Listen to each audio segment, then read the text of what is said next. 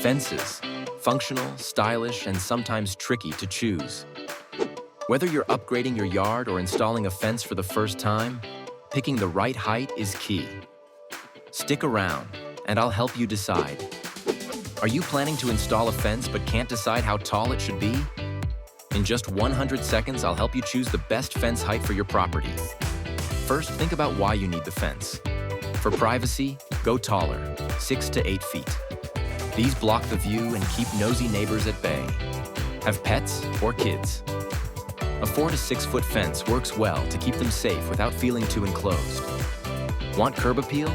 Choose a 3 to 4 foot decorative fence. It defines boundaries but keeps things open and welcoming. Don't forget to check local regulations. Some areas limit fence height, especially for front yards. Finally, match your fence height to your home's aesthetic.